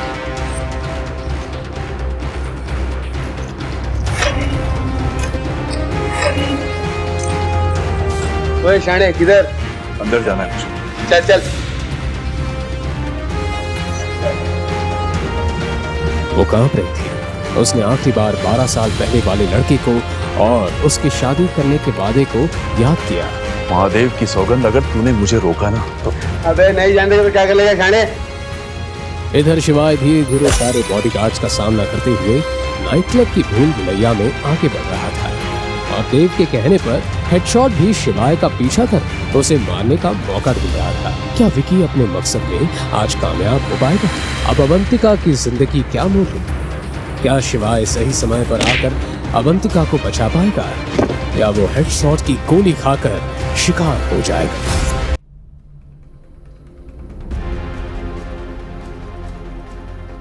कौन है तू? नाम सुनेगा ना तो जान निकल जाएगी तेरी। चलो। ऐसे कैसे जाने दो? पूरे 2 करोड़ में मैंने इसकी सौतेली मां से। क्यों आशिक? अब तो मान ले हार, वरना निकालो तेरे लैला की जान। अब क्या होगा? शिवाय कैसे बचाएगा अवंतिका को और क्या है शिवाय की असली सच्चाई? जानने के लिए सुनिए आगे का किस्सा। अवंतिका खुद को बचाने के लिए छटपटा रही थी और विकी वो अपनी पूरी ताकत के साथ अवंतिका पे हावी होने की कोशिश कर रहा था। शिवाय की नजर सीधे उस चेहरे पर गई जो उसने 12 साल पहले देखा था। एक पल के लिए सब थम गया था। ये वही आंखें, वही होंठ और वही बाल थे। अवंतिका को देखकर शिवाय का दिल दुगनी तेजी से धड़कने लगा था। कौन है तू? नाम सुनेगा ना तो जान निकल जाएगी तेरी।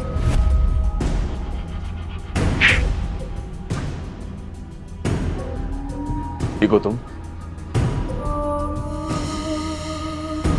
तुम्हें डरने की कोई जरूरत नहीं है।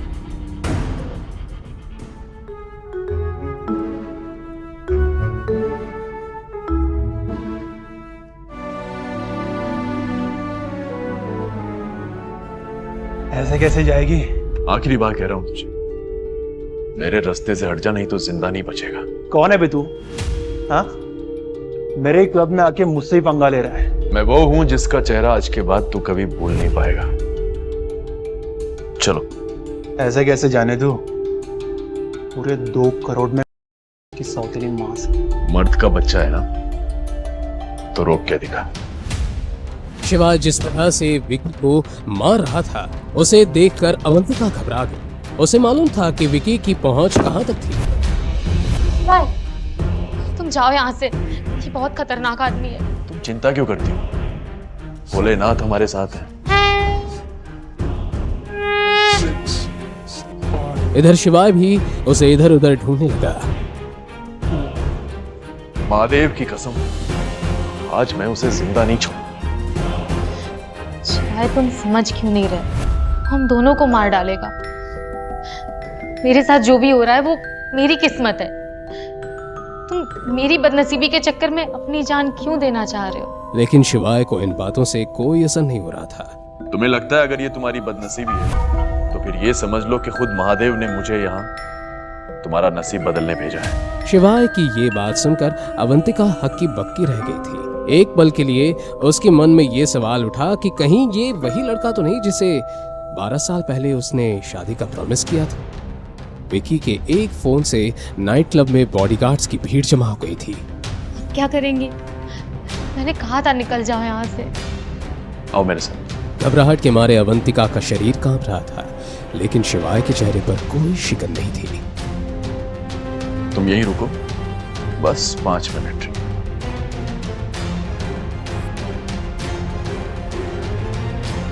शिवाय धड़कते हुए कोयले की तरह उन गार्ड्स की तरफ बढ़ने लगा। अगर तुम लोगों को अपनी जान प्यारी है ना, तो एक एक नहीं, सब एक साथ आओ। शिवाय उन सभी गार्ड्स को गंभीर नजरों से देख रहा था। गार्ड्स खुद शिवाय की आंखें देखकर कहीं ना कहीं घबरा रहे थे। तूने इस खेल को और भी आसान बना दिया शिवाय। शिकार खुद चलकर पिंजड़े में आके आए। इस क्लब का चप्पा चप्पा पता है मुझे। ये सुनते ही सभी गार्ड्स शिवाय की तरफ भागे।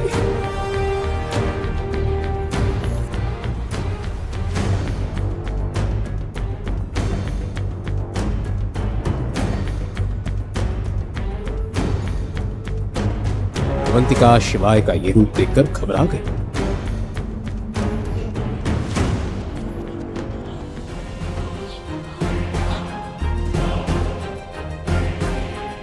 कुछ सेकंड्स के बाद जब आवाज थमी तो अवंतिका ने अपनी आंखें खोली। सामने जो नजारा था उसे देखकर उसका मुंह खुला का खुला रह गया।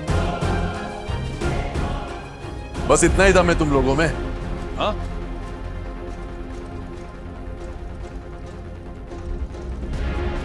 शिवाय को सही सलामत देखकर अवंतिका की जान में भी जान आ गई थी।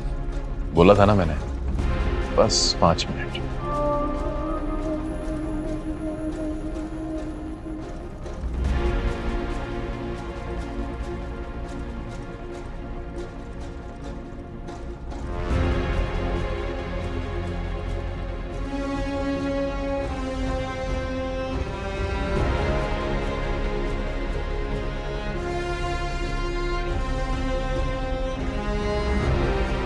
शिवाय अवंतिका का हाथ थामकर नीचे आया तो विकी ये नजारा देखकर हक्का बक्का रह गया। उसे तो लगा था कि वो शिवाय की लाश देखेगा, लेकिन यहाँ तो शिवाय जिंदा था।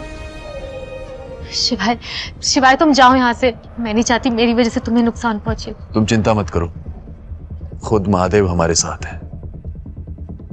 इसको तो मैं सबक सिखाऊंगा आज। शिवाय विकी के काफी करीब पहुंच चुका था, लेकिन इससे पहले कि वो विकी से कुछ कहता, क्यों बासिक, अब तो मान ले हार।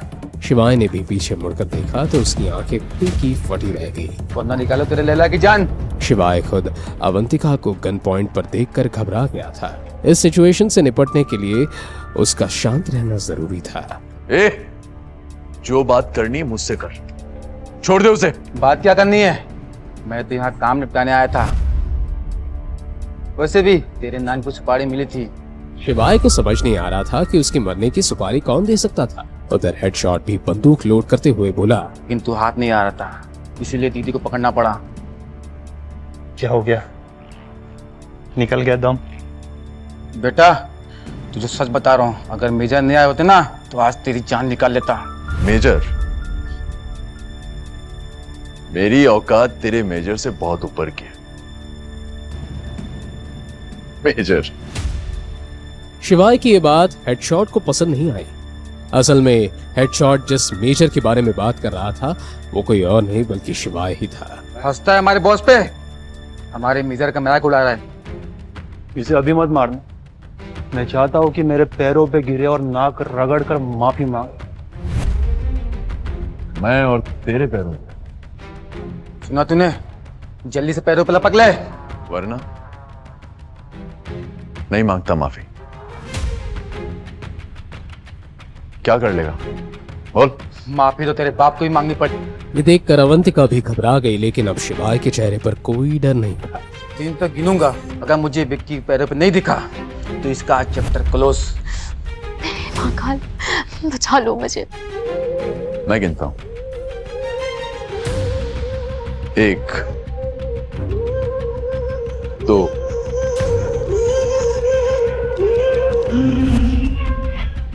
फिर उसने अपनी जेब में हाथ डाला और धीरे से एक लाइटर निकाला। एक हल्की सी मुस्कान उसके चेहरे पर आई, जैसे ये लाइटर उसके कई दफन राजों का गवाह हो।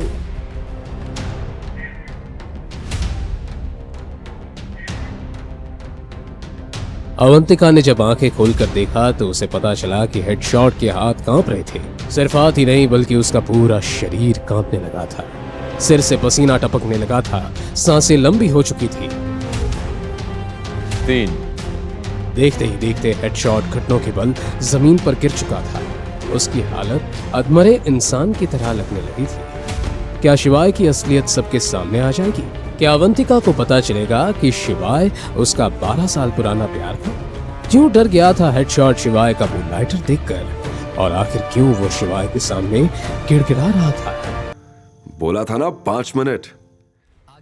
ये बात सुनकर अवंतिका भी मुस्कुरा दी।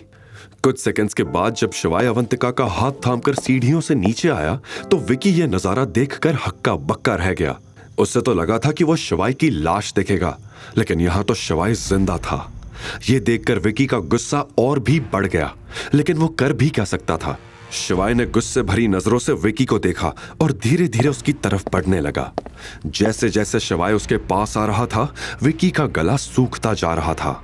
शिवाय विकी के काफी करीब पहुंच चुका था, लेकिन इससे पहले कि वो विकी से कुछ कहता, उसे पीछे से गोली चलने की आवाज आई।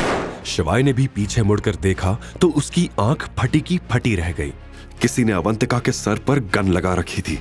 ये और कोई नहीं बल्कि हेडशॉट था। फिर हेडशॉट शिवाय के ऊपर हंसने लगा। क्यों बे आशिक, अब तो हार मान ले या निकालू तेरी लैला की जान। शिवाय खुद अवंतिका को गन पॉइंट पर देखकर घबरा गया था। इस सिचुएशन से निपटने के लिए उसका शांत रहना जरूरी था। ऐसे में उसने हेडशॉट से कहा, देखो तुम्हें जो भी बात करनी है मुझसे करो। बात किससे करनी है? मैं तो यहाँ काम निपटाने आया हूँ। वैसे तो सुपारी तेरे नाम की मिली थी, लेकिन तू हाथ नहीं आ रहा था तो दीदी को धरना पड़ा। शिवाय को समझ नहीं आ रहा था कि उसे मारने की सुपारी कौन दे सकता है। इससे पहले कि शिवाय कुछ कहता, विकी उछलते हुए बोला, अब क्या हुआ? निकल गया सारा दम। उधर हेडशॉट भी बंदूक लोड करते हुए बोला, बेटा तुझे सच बता रहा हूं, अगर हमारे मेजर नहीं आ रहे होते ना तो मां कसम यहीं पर गाड़ देता तुझे। शिवाय हेडशॉट की यह बात सुनकर अचानक से शांत हो गया। उसे हंसी आ गई। मेजर? तुम्हारे मेजर की मेरे सामने कोई औकात नहीं है। शिवाय की यह बात हेडशॉट को पसंद नहीं आई थी। असल में हेडशॉट जिस मेजर के बारे में बात कर रहा था वो और कोई नहीं बल्कि शिवाय ही था। हेडशॉट ने अवंतिका के सर से बंदूक हटाकर शिवाय पर निशाना साधते हुए कहा, हंसता है हमारे बॉस पर, हमारे मेजर का मजाक उड़ाता है। हेडशॉट का गुस्सा देखकर तुरंत विकी उसके पास आया और बोला, इसे अभी मत मारना, मैं चाहता हूं कि ये मेरे पैरों में गिरकर माफी मांगे। सुना तूने? जल्दी से पैरों को लपक ले। हेडशॉट ने जोर देते हुए शिवाय से कहा। शिवाय ने एक गहरी सांस ली और बोला, जो करना है कर, पर मैं माफी नहीं मांगूंगा। अबे माफी तो तेरे बाप को भी मांगनी पड़ेगी। और यह कहते हुए हेडशॉट ने बंदूक दोबारा अवंतिका के सर पर लगा दी। यह देखकर अवंतिका भी घबरा गई, लेकिन अब शिवाय के चेहरे पर कोई डर नहीं दिख रहा था। शिवाय जाके सोफा पर बैठ गया। अवंतिका भी कुछ समझ नहीं पा रही थी। 3 तक गिनूंगा, अगर तू मुझे विक्की के पैरों में नहीं दिखा तो इसका आज चैप्टर क्लोज। यह सुनते ही अवंतिका ने अपनी आंखें बंद कर ली। हे महाकाल बचा लो। लेकिन शिवाय के चेहरे पर एकदम शांत भाव थे। हेडशॉट को घूरते घूरते शिवाय ने अपनी जेब से सिगरेट का पैकेट निकाला। उसने पैकेट में से एक सिगरेट खींचकर बाहर निकाली, होठों के बीच फंसाई, फिर बिना परवाह के पैकेट को टेबल पर उछाल दिया। फिर उसने अपनी जेब में हाथ डाला और धीरे से एक लाइटर निकाला। उसकी उंगलियां मेटल के ठंडे एहसास पर ठहरी और एक हल्की सी मुस्कान उसके चेहरे पर आई, जैसे ये लाइटर उसके कई दफन राजों का गवाह रहा हो। अचानक ही अवंतिका को यह महसूस हुआ कि उसके सर पर लगी बंदूक अब हिलने लगी थी। अवंतिका ने जब आंखें खोलकर देखा तो उसे पता चला कि हेडशॉट के हाथ कांप रहे थे। सिर्फ हाथ ही नहीं बल्कि उसका पूरा शरीर ही कांपने लगा था। सर से पसीना टपकने लगा था, सांसें लंबी हो चुकी थी। अवंतिका ये देखकर कंफ्यूज हो गई थी कि जो इंसान अभी तक उसे मारने के लिए तैनात था वो एकदम से भीगी बिल्ली क्यों बन गया था। जैसे ही हेडशॉट के हाथ से बंदूक नीचे गिरी, विकी की नजर हेडशॉट पे गई। विकी ये समझ नहीं पा रहा था कि हेडशॉट को आखिर हुआ क्या था। देखते ही देखते हेडशॉट घुटनों के बल जमीन पे गिर चुका था। उसकी हालत अधमरे इंसान की तरह लगने लगी थी। अब देखते ही देखते खेल की बाजी बदल चुकी थी। क्या शिवाय की असलियत सबके सामने आ जाएगी? क्या अवंतिका को पता चलेगा कि शिवाय ही उसका 12 साल पुराना प्यार था? अवंतिका को यहां से इज्जत के साथ बाहर ले जाओ और गाड़ी में बिठाओ, शिवाय ने हेडशॉट से कहा। हेडशॉट ने तुरंत अवंतिका को बाहर गाड़ी में बैठाया और भागते हुए शिवाय के सामने वापस आ गया। खेल में अचानक पासा कैसे पलट गया था, अवंतिका को जरा भी समझ नहीं आ रहा था। वो बस खुश थी कि आज महाकाल ने एक फरिश्ते को भेजकर उसकी इज्जत और जान दोनों बचा ली थी। आप तो वही है, हेडशॉट ने शिवाय से कहा। उसकी आंखों में उसका डर साफ नजर आ रहा था, लेकिन वहां मौजूद विकी को हेडशॉट के इस डर का कारण समझ नहीं आ रहा था। इससे पहले कि वो किसी से कुछ पूछ पाता, हेडशॉट ने शिवाय के सामने हाथ जोड़ते हुए कहा, मुझे माफ कर दो मेजर, मुझसे गलती हो गई। आप मुझे सजा दो, आप मुझे जो सजा दोगे मुझे मंजूर है। उसकी ऐसी हालत देखकर शिवाय आराम से सोफा पर बैठा लाइटर से खेलते हुए मुस्कुरा रहा था। यह वही लाइटर था जो हेडशॉट ने 5 साल पहले उस लड़ाई के बाद देखा था, जिसमें मेजर ने अंडरवर्ल्ड किंग को हराया था। उस लाइटर पर मेजर गुदा हुआ था। कुछ सेकंड्स के बाद शिवाय ने लाइटर को टेबल पर रख दिया और हेडशॉट की तरफ देखते हुए विकी को सुनाने के लिए बोला, यहां पर अभी कुछ लोग कुछ कह रहे थे। क्या कह रहे थे? कि मुझे मेरे पैरों में गिरना होगा, मेरे बाप को भी मेरे पैरों में गिरना होगा, माफी मांगनी होगी, वगैरह वगैरह। शिवाय के मुंह से यह बात सुनते ही हेडशॉट का दिमाग और खराब हो गया। उसने गिड़गिड़ाते हुए बोला, इसका दिमाग खराब हो गया था मेजर, कुछ भी बकवास किए जा रहा था। और तुम शायद अवंतिका को मारने भी वाले थे। गलती हो गई मेजर। हेडशॉट ने अपने दोनों हाथ जोड़ दिए। विकी को अब तक समझ में आ गया था कि शिवाय कोई छोटी मोटी चीज नहीं था। अगर विकी वक्त रहते शिवाय से माफी नहीं मांगेगा तो शिवाय इसी वक्त उसकी जान ले सकता था। ऐसे में वो भी शिवाय के पैरों में आकर गिरा और बोला, मुझे माफ कर दो, मुझसे बहुत बड़ी गलती हो गई। आगे फिर ऐसा कभी कुछ नहीं होगा। मां कसम, मैं कभी किसी लड़की के साथ ऐसा नहीं करूंगा। शिवाय ने विकी को हीन भावना से देखा और बोला, तुमने जो आज किया है वो माफी के लायक नहीं है। ऐसी हरकत तो कोई जानवर भी नहीं करता है। तुझे आज माफ कर भी दिया तो भी इस बात की क्या गारंटी है कि तू आगे से कभी ऐसा कुछ नहीं करेगा? शिवाय की यह बात सुनकर विकी सहम गया और हिचकिचाते हुए बोला, मेजर, मैं अपनी मां की कसम खा रहा हूं। मैं अपनी मां की कसम झूठी नहीं खाता। आज से हर औरत को देवी मानूंगा। शिवाय उसकी बात सुनकर मुस्कुराया और बोला, काश तुझे इस बात का एहसास पहले से होता, क्योंकि मैं तुझ जैसे राक्षस को सजा दिए बिना छोड़ने वाला नहीं हूं। उसने हेडशॉट को देखा और बोला, इस मामले में तुम मेरी मदद कर सकते हो? शिवाय का भरोसा जीतने का हेडशॉट के पास इससे अच्छा मौका नहीं था। उसने तुरंत कहा, जी मेजर, आप बस बताइए इससे कौन सी सजा दूं? शिवाय ने जवाब में गहरी सांस लेते हुए कहा, तुम तो मुझे जानते हो ना हेडशॉट, मेरी तरह सोचो और इसे सजा दो। कहकर शिवाय खड़ा हुआ और बाहर चला गया।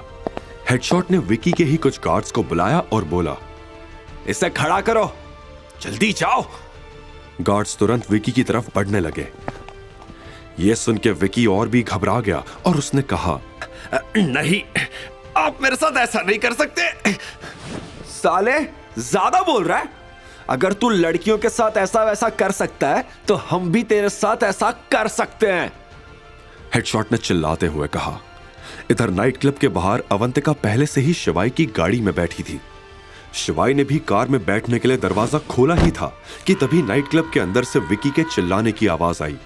यह सुनकर अवंतिका ने शिवाय की तरफ देखा और बोली, ये कैसी आवाज थी? क्या पता, अंदर कुछ हुआ होगा। तुम फिक्र मत करो अवंतिका। और उसने अपनी गाड़ी चालू कर ली। वैसे तुम हो कौन और तुम्हें किसने बताया कि मैं यहां हूं? अवंतिका ने यह सवाल शिवाय से पूछा। अवंतिका के मन में यही चल रहा था कि कहीं शिवाय वही लड़का तो नहीं जिसने 12 साल पहले उससे प्रॉमिस किया था।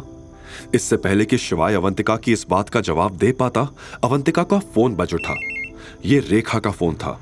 उसका नाम देखते ही अवंतिका का गुस्सा 7वें आसमान पर चढ़ चुका था। फिर भी अवंतिका ने फोन उठाया और उधर से रेखा ने कहा, बेटा, मैंने बस यही पूछने के लिए फोन किया था कि तू अभी विकी के साथ ही है ना? उसका यह सवाल सुनते ही अवंतिका भभक उठी और चिल्लाते हुए बोली, आप जैसी औरत मैंने अपनी जिंदगी में नहीं देखी। मैं आपकी बात मान के यहाँ आई और यहाँ आकर मुझे पता चला कि आपने मुझे उस हैवान को बेच दिया है। यह सुनते ही रेखा का भी पारा गर्म हो गया। वो समझ गई थी कि अवंतिका विकी के साथ नहीं थी। ऐसे में उसने कहा, तुम मेरे ऊपर चिल्ला रही है? तुझे तो मुझे शुक्रिया कहना चाहिए था, वरना तुझे विक्की जितना अमीर आदमी क्या कभी मिल पाता? ये सब आपने मेरी जिंदगी बनाने के लिए नहीं, अपनी जिंदगी बनाने के लिए किया है। पैसे लिए आपने उससे मेरे बदले में। लेकिन तेरी प्यारी दादी को तो सब पता ही था ना, उन्होंने ही तुझे समझाया था वहां जाने के लिए। आप सभी लोग एक जैसे ही हो। ये कहते हुए अवंतिका का गला भर आया था। उसकी आंखों से आंसू टपकने लगे थे। शिवाय जो कि बगल में बैठा था वो सारी बातें सुन रहा था। उसे भी अवंतिका के लिए बुरा लग रहा था। उससे रहा नहीं गया और उसने अवंतिका के कंधे पर हाथ रखते हुए कहा, अवंतिका रिलैक्स, तुम अब सेफ हो, फिक्र मत करो। रेखा ने शिवाय की यह आवाज पहचान ली थी। उसने गुस्से में कहा, तू इसके साथ क्या कर रहा है? नंदिनी को डिवोर्स देने के बाद भी हमारा पीछा नहीं छोड़ेगा क्या? रेखा की यह बात सुन के अवंतिका शॉक्ड हो गई। उसने सपने में भी यह नहीं सोचा था कि शिवाय और कोई नहीं बल्कि नंदिनी का एक्स हस्बैंड था। लेकिन अब अवंतिका को रेखा की एक भी बात नहीं सुननी थी और अवंतिका ने कॉल काट दिया। पर अभी भी अवंतिका के आंसू नहीं रुके थे। उसके दिल में बहुत कुछ था जो वो बाहर निकालना चाहती थी। जब उससे रहा नहीं गया तो उसने रोते हुए कहा, मेरी जिंदगी खराब है। पहले तो मुझे उस लड़के ने धोखा दिया जिसके इंतजार में मैं पागलों की तरह बजाज फैमिली की हर बात मानती रही, इस उम्मीद में कि एक दिन वो लड़का आएगा। लेकिन मैं ही पागल थी जो उसकी बातों में आ गई। और अब ये दादी। अवंतिका को ये कहते सुनकर शिवाय का दिल उसके लिए टूट रहा था। उसने अवंतिका की तरफ देखते हुए कहा, महाकाल जो भी करते हैं अच्छे के लिए ही करते हैं, वो तुम्हारा बुरा कभी नहीं करेंगे। शिवाय ने समझाया और अवंतिका को अपने आंसू पोंछने के लिए रुमाल दे दिया। उसने शिवाय से रुमाल लिया और अपने आंसू पोंछने लगी। अब अवंतिका भी थोड़ी शांत थी। उसने पहले एक नजर शिवाय को देखा और फिर एक गहरी सांस लेते हुए बोली, आई एम सॉरी, मैंने तुम्हें ठीक से थैंक यू तक नहीं बोला। आज तुम टाइम पर नहीं आते तो मेरी जिंदगी बर्बाद हो जाती। अच्छा, लेकिन मुझे तो लग रहा था कि मुझे आने में काफी देर हो गई। बीते 3 सालों को याद करके शिवाय ने धीमी आवाज में कहा। अवंतिका शिवाय की बात सुन नहीं पाई। उल्टा उसने शिवाय से पूछा, तुम वही हो ना जिसकी बातें ऑलमोस्ट पूरे शहर में होती है, निकम्मा हस्बैंड, राइट? सॉरी, एक्चुअली लोग तुम्हारे बारे में यही कहते हैं, लेकिन मुझे तो तुम कहीं से भी निकम्मे नहीं लगे। बल्कि तुम जैसा हस्बैंड किसी लड़की को मिल जाए तो उसकी जिंदगी जन्नत हो जाए। यह सुनकर शिवाय शर्मा गया और उसने एक नजर अवंतिका पर डाली। फिर बात का रुख मोड़ते हुए अवंतिका ने वो सवाल पूछा जो वो जानने के लिए बेसब्र थी, और तुम्हें कैसे पता चला कि मुझे विकी के पास भेज दिया गया है? तुम्हारे किसी रिश्तेदार को बात करते हुए सुन लिया था। अब मैडम, अगर आपके सारे सवाल खत्म हो गए हो तो क्या मैं खुद सवाल पूछ सकता हूं? अवंतिका यह सुनकर शिवाय की तरफ देखने लगी। तुम ठीक हो ना अवंतिका? शिवाय की आवाज में हल्की चिंता थी। अवंतिका ने धीरे से हां में सिर हिला दिया। आगे की कहानी जानने के लिए देखिए अगला एपिसोड सिर्फ पॉकेट FM के YouTube चैनल पर। और शिवाय एक विनाशक के सारे एपिसोड्स को सुनने के लिए डिस्क्रिप्शन में दी लिंक से डाउनलोड करें पॉकेट FM ऐप।